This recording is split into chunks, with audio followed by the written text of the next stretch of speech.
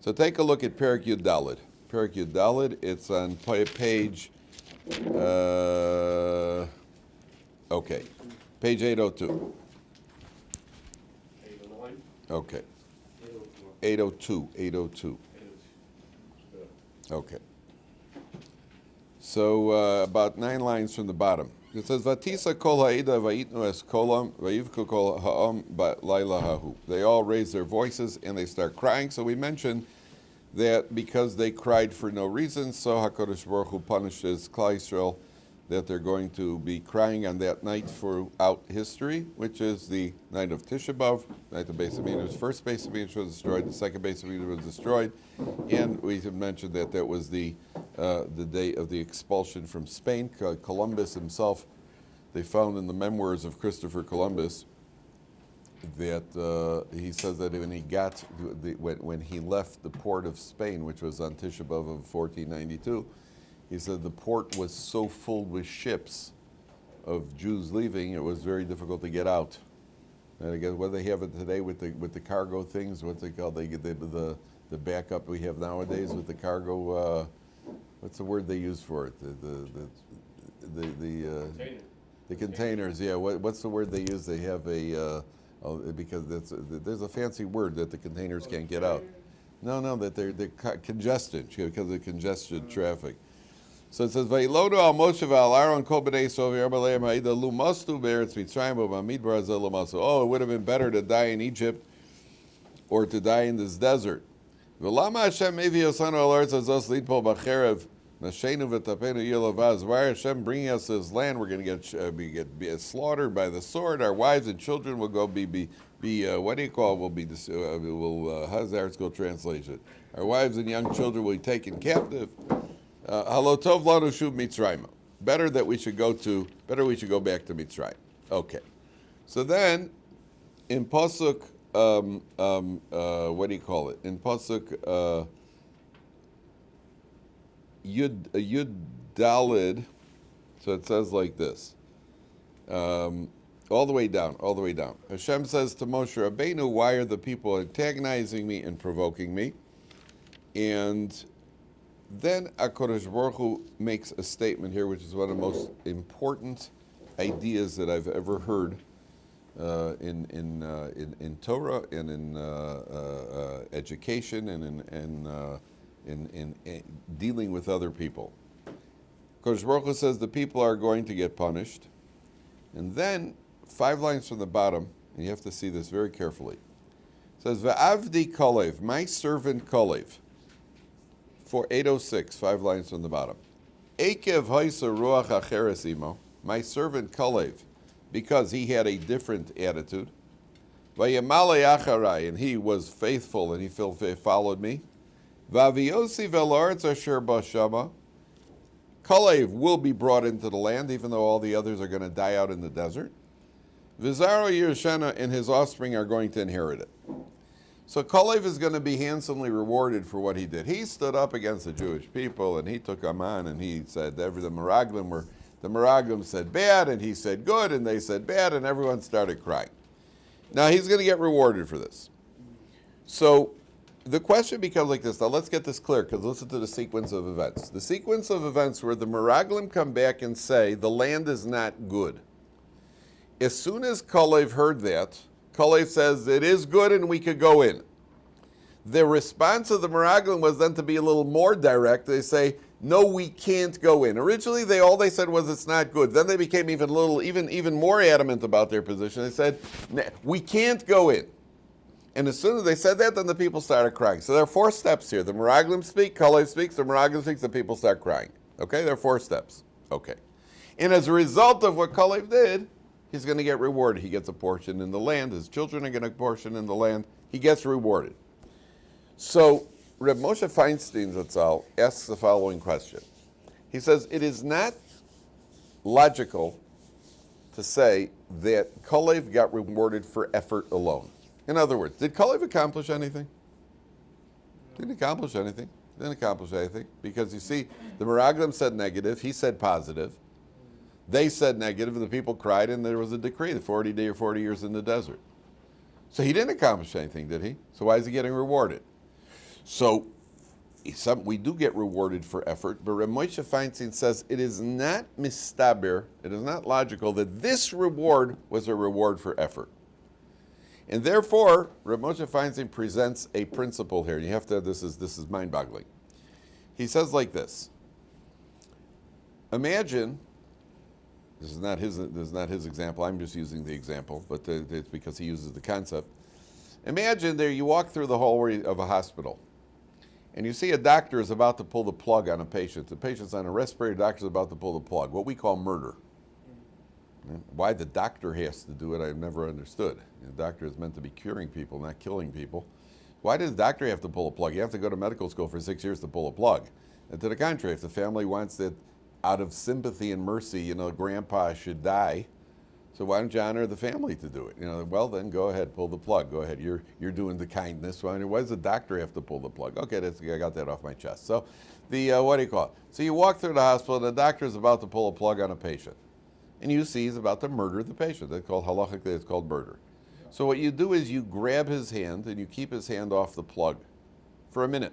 And eventually he breaks loose, gets his hand loose, and he pulls the plug. He goes, did you accomplish anything? Was there any accomplishment there? What would you say? Did you accomplish anything? No?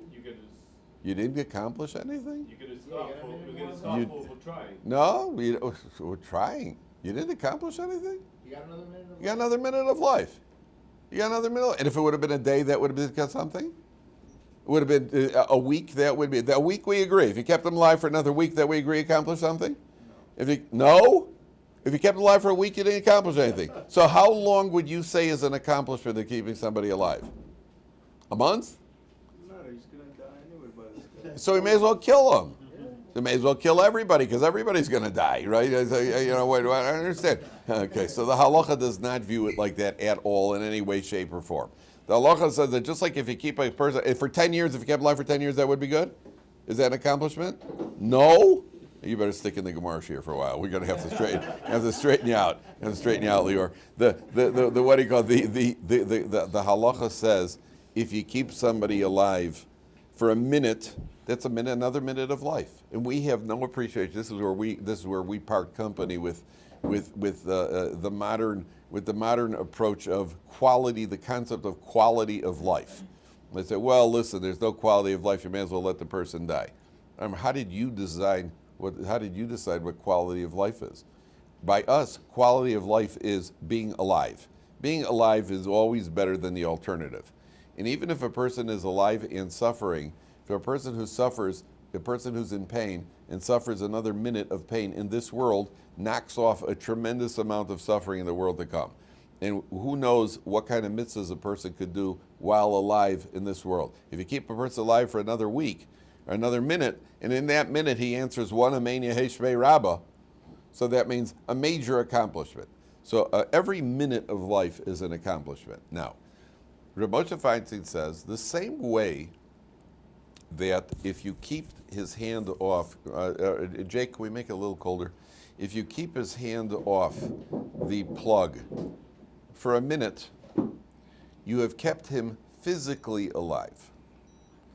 The same way that there is something called physical life, even for temporary, there's something called, it's called Chaye Shah. The Gemara talks about it as Chaye Shah. Chaye Shah means temporary, momentary extension of life. The same way that there's momentary extension of physical life, there can be momentary extension of spiritual life. And what Rav Moshe Feinstein means is like this. And let's take a look at that sequence again. When the Meraglim came back and brought a negative report, so there was a collective krechts. You know what a krechts is? Oy. That's a krechts, right? As soon as they brought back a negative report, 600,000 people, minus a couple maybe, but you just saw a whole bunch of Jews all just went, oy, which was an Avera. Because Hashem said the land's a good land and you could go in.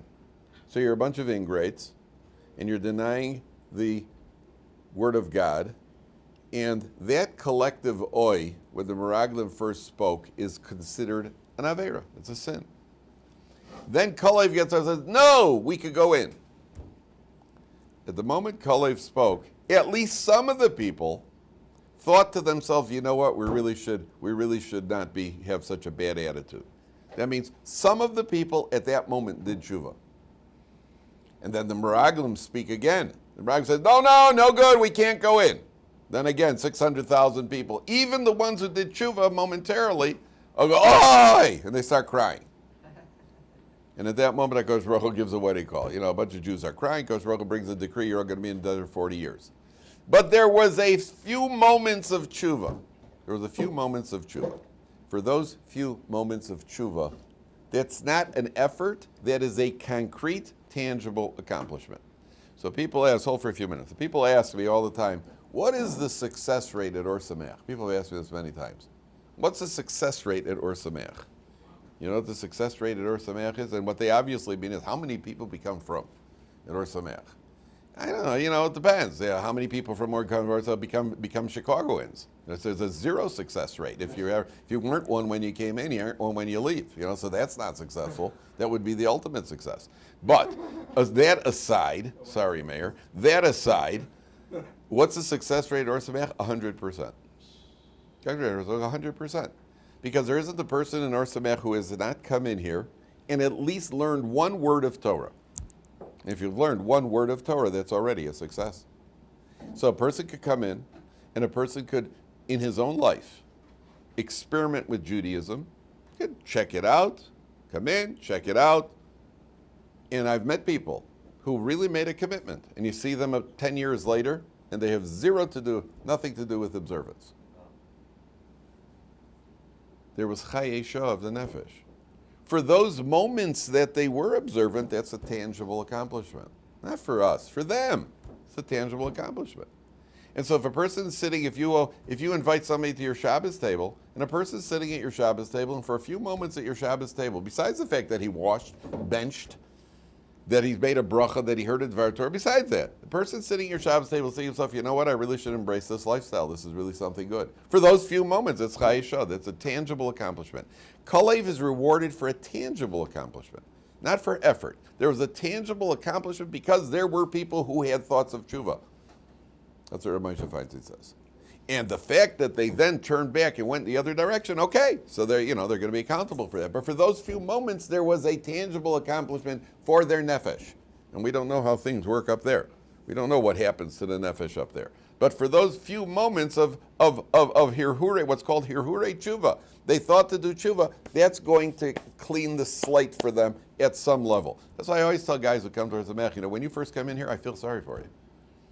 I actually feel sorry for you when you walk into Ohr Somayach. You know why? Not because you got to deal with me. That's a different issue. Right? Wait till you get to my Gemara shir, it's going to get worse. Right? I feel sorry for you because as soon as you walk into Ohr Somayach, your responsibility level has now increased. In other words, we have yours and mine, all of us. A person who, there's a concept in the Gemara of a tinok shenishba. Tinok shenishba means a child who was lost among the Gentiles. So he never knew about Yiddishkeit, never knew about Judaism. Do you know that the cardinal of Paris, what was his name? Lustiger, Cardinal Lustiger, who was he's no longer alive, but he was on the list of people. When they have to elect a new pope, they take him from the school of cardinals. Cardinal Lustiger was at that level of, he could have, was one of the candidates who could have become the pope. Now, Cardinal Lustiger was a Jewish child during the Holocaust, and he was given up into the Catholic Church, and he was raised as a Catholic, and he rose up and became a cardinal. And he even knew he was Jewish.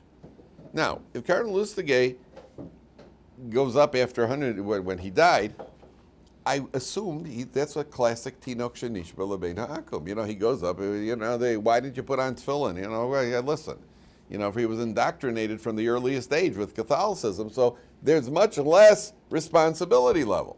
So a guy who's never been exposed to Judaism because he was raised somewhere in who knows where, and was never exposed. But once he's exposed to Judaism, at any level, then all of a sudden it becomes like, well, you came to Ohr Somayach, you spent a week there, you saw that it's not quite the cult that your friends all told you it was, and that the people there, although they dress funny, they're not off balance completely. You know, they don't always throw stones at cars. You know, they take a break on Wednesdays.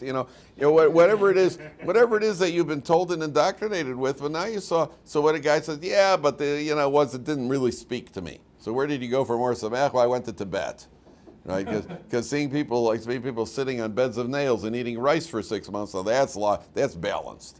Right, so you understand that is and this isn't. Okay, I didn't say yeshiva food's a great diet, but at the end of the day, you understand the responsibility level is always relative to what a person was raised with. So a guy who's 7th generation B'nai Brak has got a higher level degree of accountability than the guy who's no generation Kansas City. But that guy from no generation Kansas City who comes to Ohr Somayach for a day, week, month, all of a sudden he's got a higher level. What's that? Why did you walk away from it? What, it wasn't logical? You can ask somebody to talk. That's what I tell you. I'm not talking about you, all of us. We have our responsibility level increases based on the opportunities that we've been given and all the excuses. I met this years ago. My wife, I met a girl from my wife's hometown. She became a balas tshuva.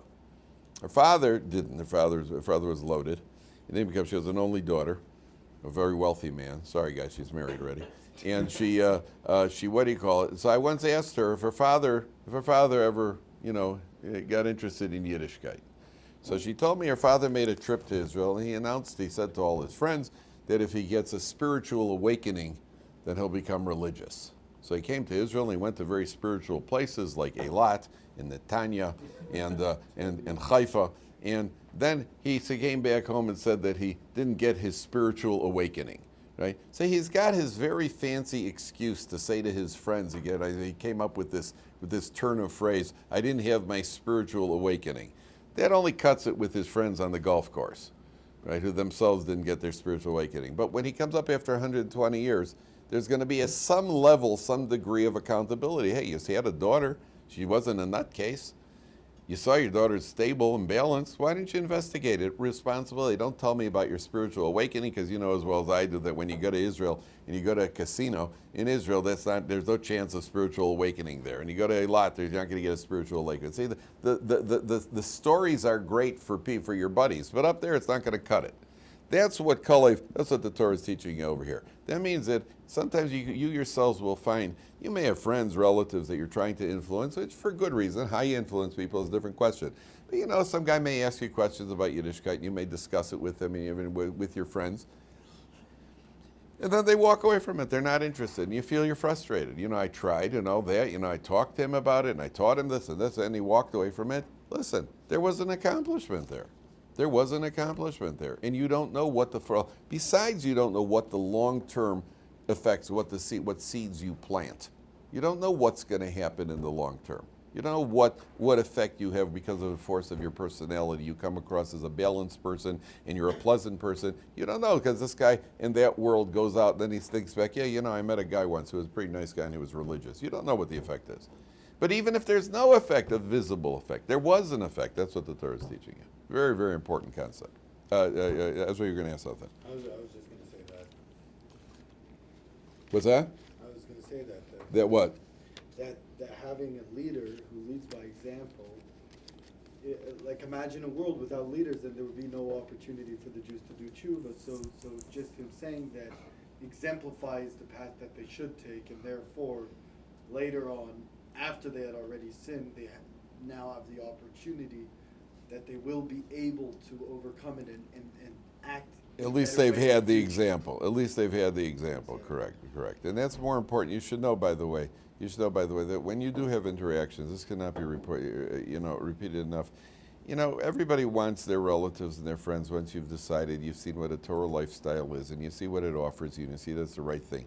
And everybody wants that their family and their friends should follow that path. The bottom line is force never works. Arguing doesn't work. People ask me, I've been asked a bajillion times, what should I tell, what can I do to get my 17-year-old brother from, what can I do to get my father to be more observant? The answer is you can't get anybody to do anything in their life. You can't get people to do stuff. You could hope that you create a situation, and if you have a confrontation with somebody and you're arguing with him, so what happens? Let's say you show him that logically that you were right. But he walks away with the feeling, I had an encounter with a religious person, it was unpleasant. You see this all the time. He's not thinking about the logical. He's just making an association. Religious person, unpleasant. Right? And if you welcome somebody in and you say, oh, it's an interesting idea, I'm going to come into my house for a Shabbos, go. If it's a pleasant encounter, then his associate, that's how people work. Because people are not the great intellectually honest giants that we pride ourselves on being. People are looking for a pleasant experience. If it was pleasant, then I'm willing to do it. The rule, there have been so many cases of people, there have been so many examples of people who changed because they saw religious people with their behavior. They had a guy in Wrigley Field in Chicago. There was a guy who was a vendor. He actually walked into the Lakewood Kollel in Chicago. There's a Lakewood Kollel, a satellite Lakewood. A guy walks in off the street. He says, "Hi, I'd like to learn more about Judaism." The Lakewood Kollel is not an outreach kollel, but a guy comes in, so they obviously you're going to do what you can. So they said to him, "Okay, yeah, we'll set you up with something. What brought you here?" He says, "He's a vendor at Wrigley Field." He said he was a vendor at Wrigley Field, and there were frum guys who were vendors at Wrigley Field. He said every day, after the sixth inning, they would stop what they were doing and they would make a minion for mincha. All right, in Chicago, to daven for a miracle is not really, you're not allowed to daven for a miracle, so to daven for the Cubs would be prohibited. But they would daven mincha. They would every day they daven mincha. He said, I've vended a couple of times. I've vended once at Wrigley Field, once at Soldiers Field, where the Bears play.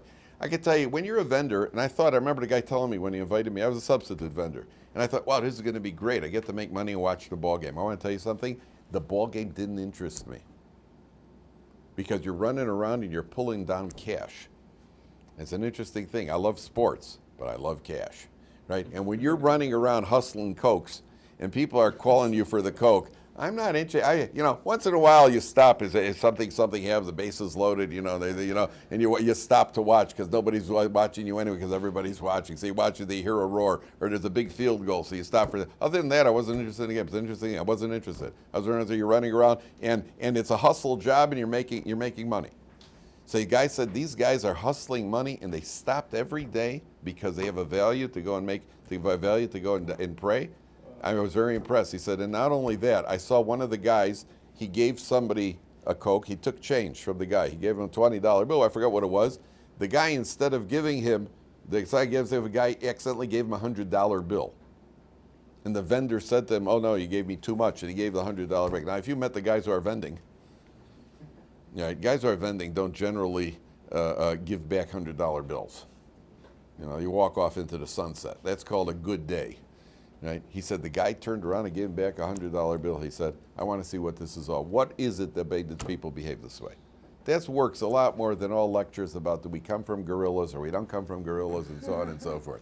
And the same thing when you bring people into your home for Shabbos.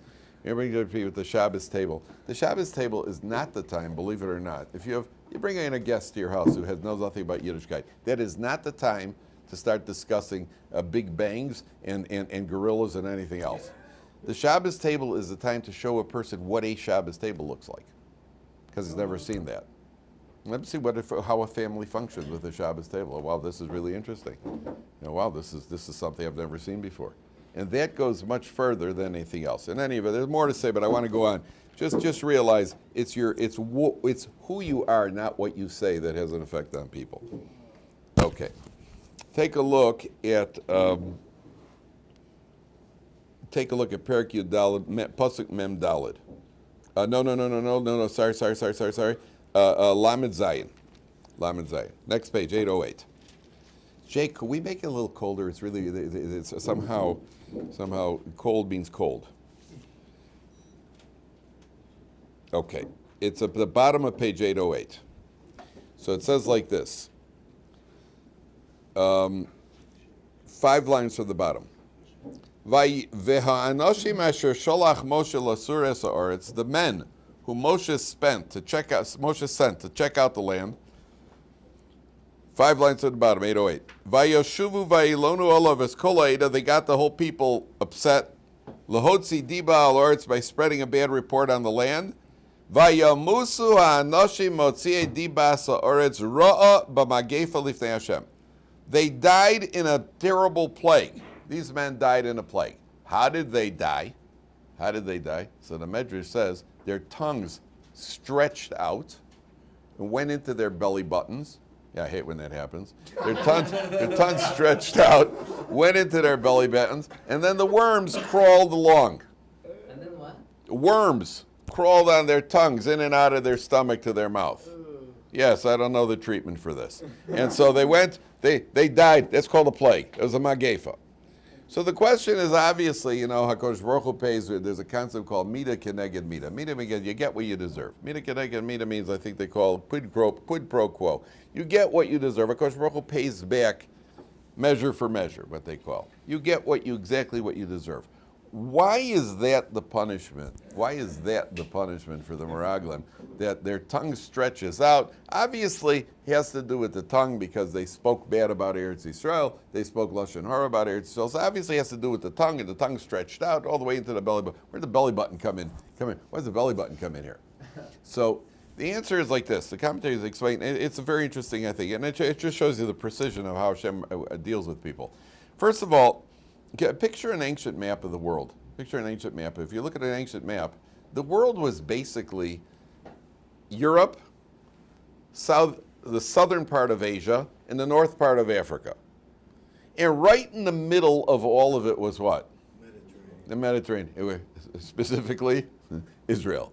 Right? Israel is almost the midpoint between three continents, which is not only physically the world, the midpoint of the world is Israel. What's the midpoint of the body? And again, America didn't count in those days, right? That was the world. The Mediterranean was considered the Yamagoro, was the big sea. That was where, the Romans came through the Mediterranean. It wasn't, everything else was, this is, all the stuff to the east and the west wasn't really, didn't count. This is what counts. This is the midpoint of the world.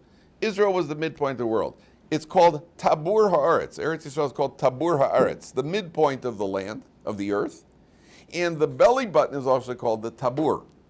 So what did they speak bad about? They spoke bad about Israel, the midpoint, the belly button of the earth. And therefore, the punishment goes right into the belly, which is the midpoint of the body. That's why they get this punishment. And it's not only physically, by the way. You see, everything physical, the Gemara says Eretz Yisrael is the highest land. Eretz Yisrael is the highest land. That's why, and what's the highest point in Eretz Yisrael? Yerushalayim. You do Aliyah L'Regel. They would go up to Yerushalayim. When you drive into Yerushalayim, you go uphill, coming up to Yerushalayim. The physical structure is always a reflection of something a little higher. In the body, what is the highest useful physical part of the body, or organ, is the eyes, right? The eyes are the highest point. Okay, you could use your head if you play soccer. But your eyes are the highest point of the eyes, the ears, certainly, and then the low point is waste removal, right? So there's no coincidence here. What are the eyes? The eyes are the most spiritual part of the body. The what do you call it? I think in the Zohar it says the eyes are the window to the neshama. The eyes are the window to the neshama, and I'm always amazed with little children, infants, a month old. 2 months old. You look at a child, the child makes eye contact with you. Who told you? Why does he do that? Why doesn't he make nose contact?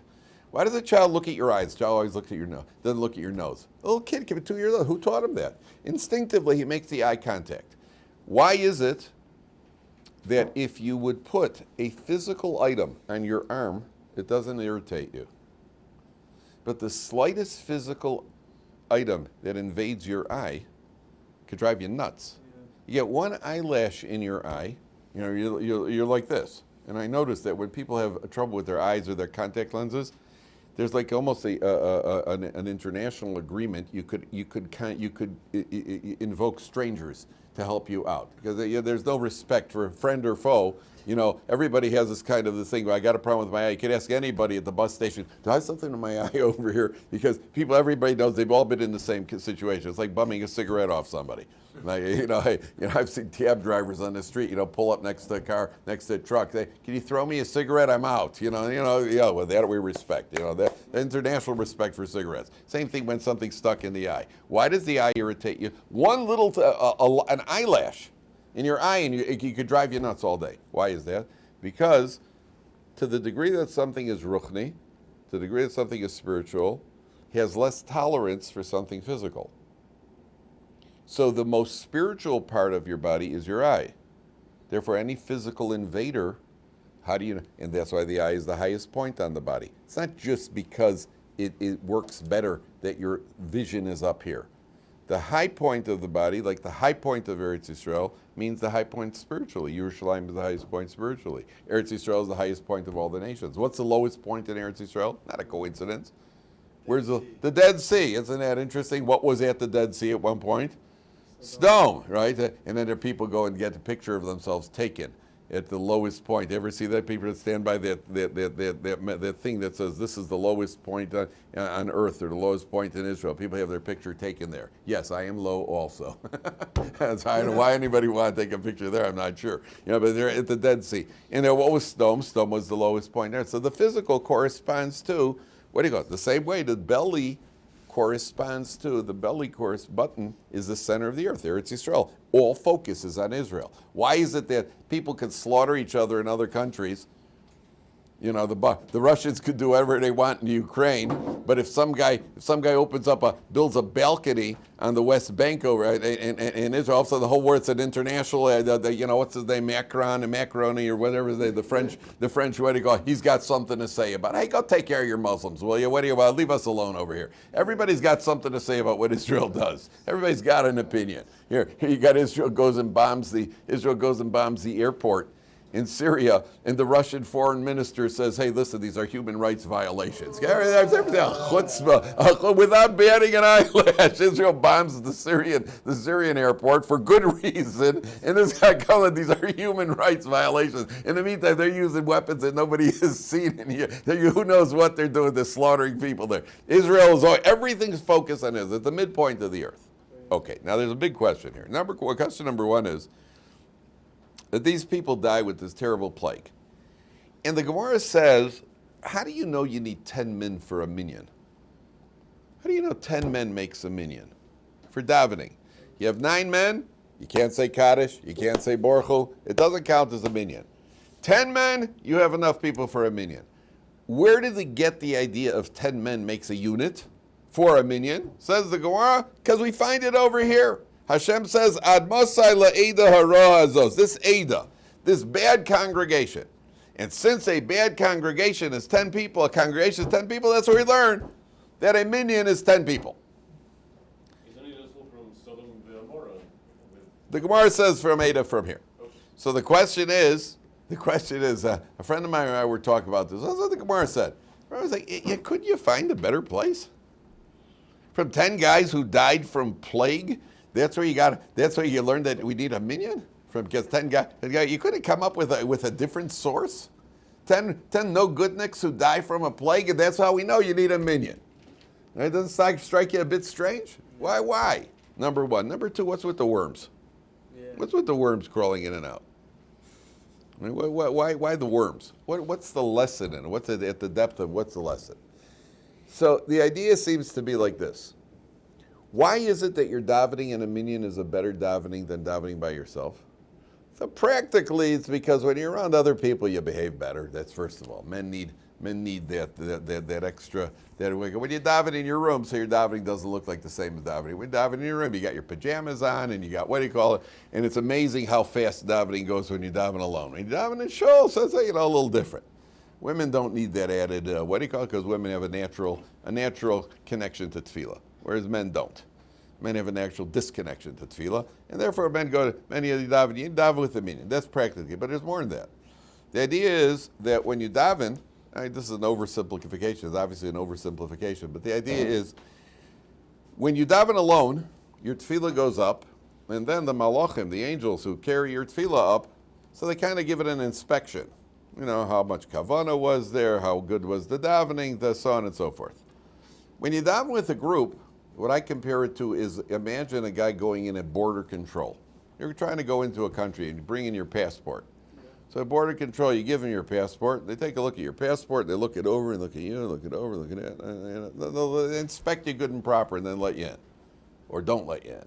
If you're with a tour group, what happens? So you got one guy takes all the passports. He brings them up to the desk, and the guy takes a look at the passports. He basically looks over the group. He says, "Okay, you can all go. Nobody looks like a terrorist. You could go in, right?"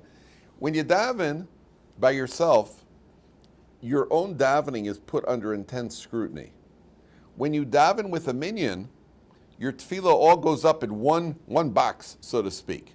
So again, this is an oversimplification, but this is the idea. So the malachim who bring it up kind of look over it, yeah, it looks okay, yeah, bring it on in. And therefore, your davening carries a greater potency with the minion. Imagine these guys came back, let's say it wouldn't have been a group of 10 people, 10 spies coming back. My daughter asked me, why did they listen to the spies? Why didn't they listen to Kalev? Kalev was a good man. Why didn't they listen to Kalev? The answer is because he had a group over here. Who are you going to listen to? Now imagine it would have been a couple, just 2 guys. So 2 guys come back, in every shul you got guys, or in every community there's always the local kvetchers. There's always somebody complaining. So if 2 guys would have come back and said, "Oh, this is a terrible," be quiet. Moshe Rabbeinu said it's good. Stop kvetching. You're always kvetching about something. But when 10 guys come back as a unit, it creates more of a potency. So the same way that the negative potency was here by the 10 people, and the reason they were effective in getting the people rattled is because they came in as a group, as a unit. So we learned from here what the potency of a minion is. That when you're part of a group and part of a unit who's davening, so there's a greater potency to the tefillah. And what is a worm? Same thing, same idea. If you look at an oak tree that rots, why did it rot? What causes an oak tree to rot? You got a bunch of little worms and maggots that cause it to rot. One worm doesn't cause an oak tree to rot. Why is it that the oak tree rots? You've got enough of them together that creates a different effect. So the same way, the meraglim, because you were a unit, and as a unit you had the effect that you had, therefore the punishment is with worms who come as a unit. And the same thing goes to when it comes to a minion, the potency of the minion. The potency is because we daven together, that's why there's a strength. A person davens by himself does not carry that same effect as a person who's davening with a minion. Okay? Now, right after this, the Torah goes to the last section is the tzitzis. Okay? And all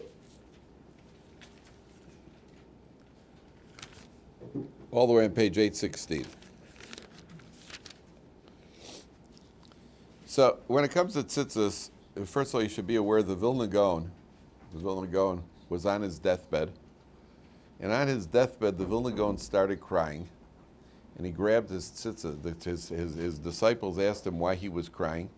He said, because an easy mitzvah, he took his tzitzis, he said, an easy mitzvah like tzitzis, now that I die, I'm not going to be able to fulfill an easy mitzvah like that. It's such an easy mitzvah. You got to do nowadays a pair of tzitzis.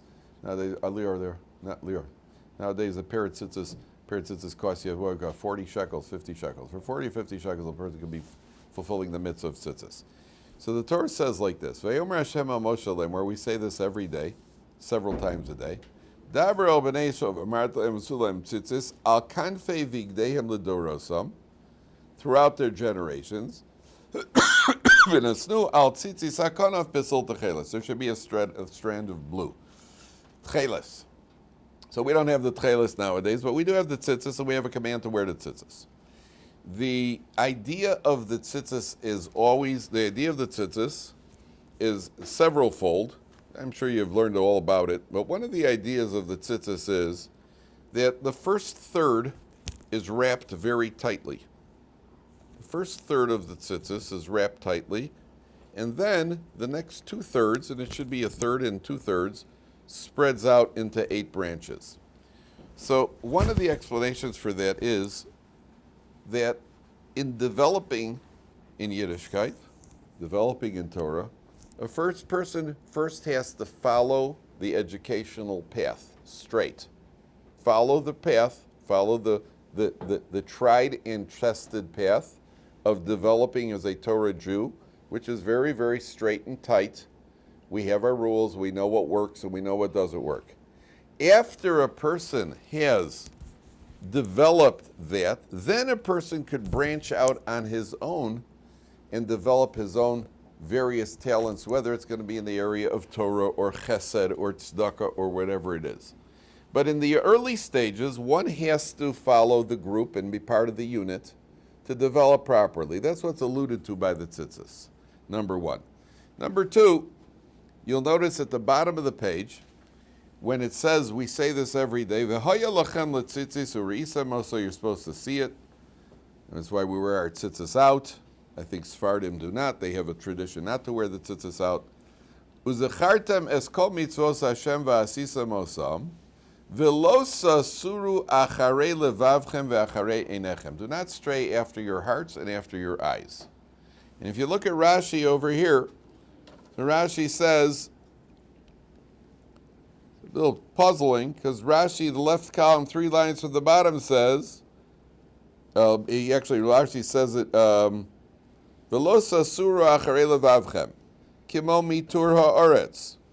Like we had earlier, they came back from spying out the land. No coincidence that this appears here, gentlemen. Halev v'ha'inaim he miraglim laguf. The eyes and the hearts are the spies of the body. Umisarsarim lo es ha'averos. They provide man with sin. Ha'ayin roa ve'alev chomed. The eye sees and the heart desires it. Ve'aguf osa es ha'averos. The eye sees, the heart desires it. Now the problem here is that Rashi explains it the opposite order of the Torah. What does the Torah say? The Torah says, don't stray after your hearts and after your eyes. Now Rashi says the eye sees and the heart desires. Now which one is it? The heart comes before the eyes or the eyes come before the heart? Which one is it? What's that?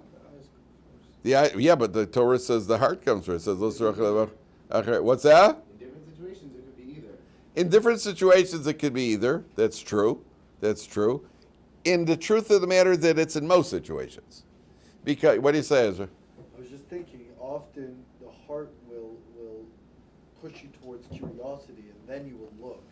That's what we will learn with admiration. You're close. What do you say? Your name again is? Justin. Justin, yeah, go ahead. I don't think you're going to see something or look at something. You're not in underlying. We don't have an underlying desire. Excellent. Now, for what is it my heart is interested in? My heart is interested, my eye sees it. When the actual thing, when it comes to the actual moment, then your eye sees it and your heart desires it. But why does your eye ever see it? Because your heart is interested in finding it. The things you don't want to see, you won't see. You know, people worry, go here, I see this, and I see that, and I see the other. First of all, if you wouldn't be going there, why did you go there where these things are available to see? Because your heart really would be interested in seeing it. It's interesting because there are certain people who never see anything. They say, wow, you should have said, wow, that was a terrible thing. Where I didn't notice. I didn't notice. Why did you one person notice it and the other person didn't? Some person didn't notice everything. Right? Because the heart is really curious. If you really didn't want to see it, a lot of things a person doesn't see. A person, and this, by the way, this includes finding flaws in other people. Right? People who find flaws in other people because the heart is interested in finding the flaws in other people. Some people are, I didn't notice that. I never thought it was so bad. And it all starts from the heart. You know, the Stipler, Rabbi Chaim Kanievsky's father, was almost completely deaf. He was almost completely deaf. He couldn't hear people who come to him. He had to write down notes. When he came for a bracha, you wrote down what you wanted on a piece of paper. Yet, when he was in shul, if the Baal Koreh made a mistake, he was the one who often corrected the Baal Koreh. How did he happen to hear that? The answer is because that's what he was interested in hearing. When you're interested in hearing something, that's what you're going to hear. Other nonsense he didn't hear. That he was interested in hearing. So if a person, this means that we're not supposed to stray after our hearts and after our eyes. There's more to say about this. I just want to, just very quickly, all right, we're finished. We'll finish this up tomorrow.